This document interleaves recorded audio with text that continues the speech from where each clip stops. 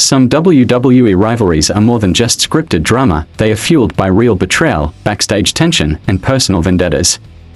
But which feud carried the most shocking real-life conflict, hidden behind the glitz of the ring? Stick around, because the truth will leave you stunned. The root of this legendary rivalry lies in the contrasting personalities and professional ethics of Bret Hart and Shawn Michaels. Bret, a traditionalist, valued the art of wrestling and believed that hard work should earn someone the top spot. On the other hand, Shawn, a product of the flashy, charismatic 90s, was more willing to push boundaries for success. This led to a growing animosity in their backstage dealings. The true escalation came with the Montreal Screwjob in 1997. Bret was scheduled to drop the WWE Championship to Shawn at Survivor Series, but he refused to do so in his home country of Canada. Vince McMahon, in a real-life act of betrayal, orchestrated a finish where Shawn was declared the winner without Bret's consent. This moment broke their professional relationship and escalated the feud, making it deeply personal.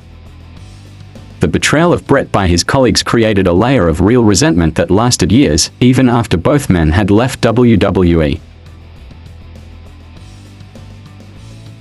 This real-life feud stemmed from personal betrayal.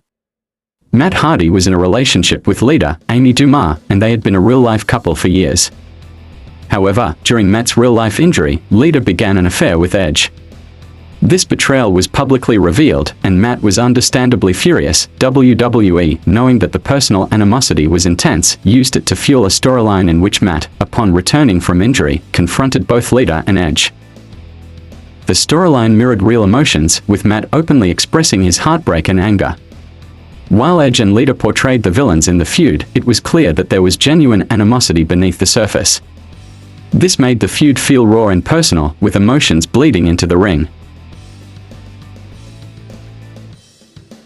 CM Punk's frustration with WWE's creative direction and the company's treatment of talent formed the backbone of this feud. Punk had grown increasingly vocal about his position in the company and the lack of support for new, fresh talent.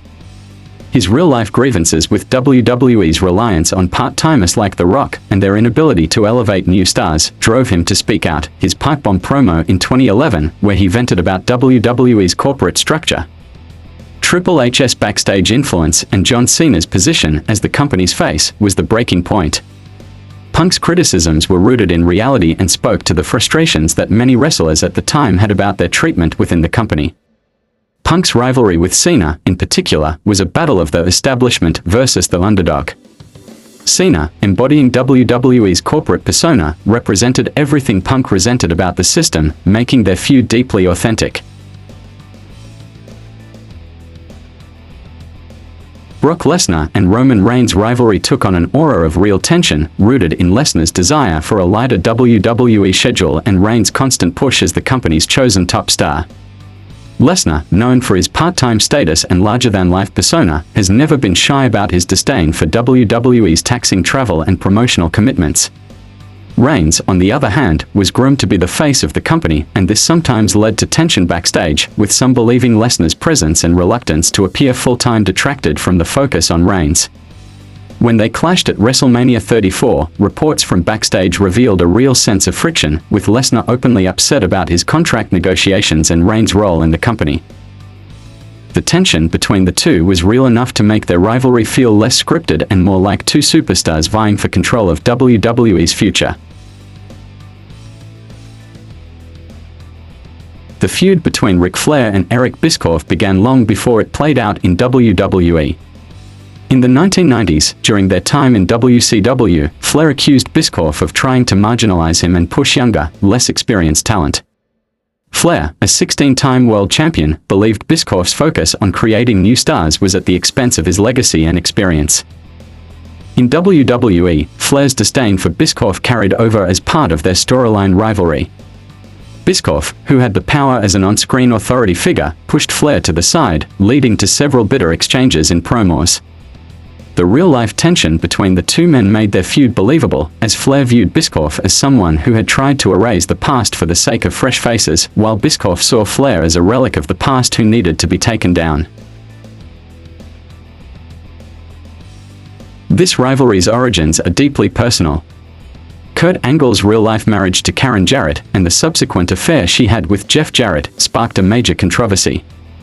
Angle's marriage to Karen was already on the rocks when he discovered she was involved with Jeff Jarrett, leading to a highly publicized divorce in TNA, WWE's closest competitor at the time. The feud played out in a storyline where Angle and Jarrett's real-life drama was woven into the on-screen narrative. Their matches felt more like a personal vendetta than a scripted storyline, and their promos were charged with real emotions. Kurt's anger at both Jeff and Karen was palpable, and the storyline didn't shy away from the uncomfortable reality of the situation.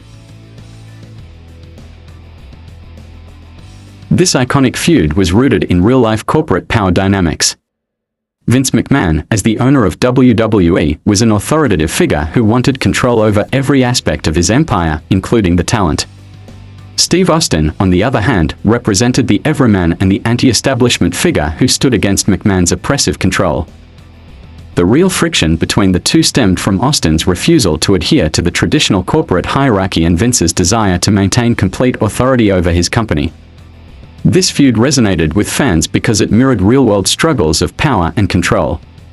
Austin's rise was seen as a rebellion against the system, and McMahon's attempts to crush Austin's rebellion made the feud deeply personal.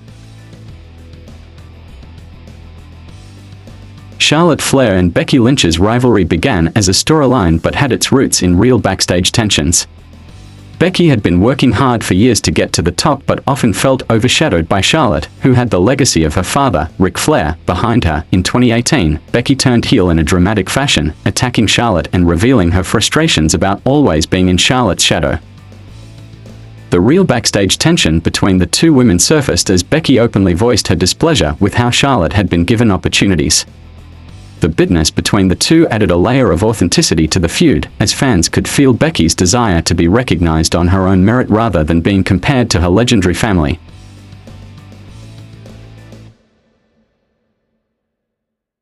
The personal tension between AJ Styles and Samoa Joe, particularly during their 2018 WWE feud, stemmed from Joe's targeting of AJ's family in promos.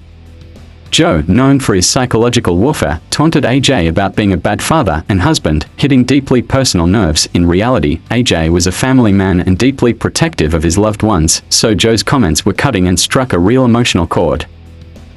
The feud's intensity was fueled by these personal attacks, making it more than just a rivalry. It became an emotional battle for AJ to protect his family's honor.